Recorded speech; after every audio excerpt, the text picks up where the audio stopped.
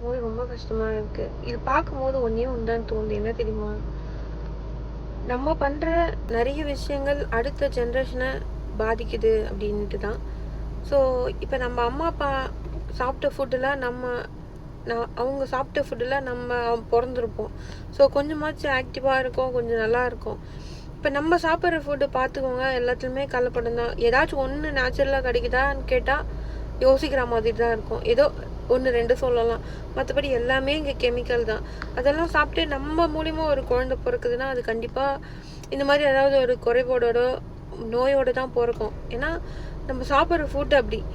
So இதெல்லாம் நம்ம பண்ணுற தப்புன்னு தான் நான் நினைக்கிறேன். ஸோ நீங்கள் என்ன நினைக்கிறீங்கன்னு கமெண்ட்டில் சொல்லுங்கள். நீங்களே யோசிச்சு பாருங்கள், நம்ம ஆயா தாத்தா வந்து நம்ம அம்மா அப்பாவை பெற்றிருப்பாங்க. அவங்க இவ்வளோ வருஷம் வரைக்கும் எவ்வளோ 70, 80 வயசு வரைக்கும் நல்லா இருக்காங்க. ஆனால் நம்மலாம் 40, 50 தாண்டுவோமானே தெரியல. ஆனால் நம்ம குழந்தைங்க 30, 40 அதெல்லாம் ரொம்ப கஷ்டம் இல்லை? நாடு எதை நோக்கி போயிட்டுருக்குன்னு தெரில. நாடு டெவலப் ஆகுது தவிர, ஆனால் அங்கே எதுவுமே வந்து நேச்சுரலாகவும் கிடைக்கல, எதுவுமே நம்ம ஹெல்த்தியாகவும் சாப்பிட்றது இல்லை. எல்லாமே கெமிக்கல் தான். இப்போ புதுசாக ஏஐ வேறு.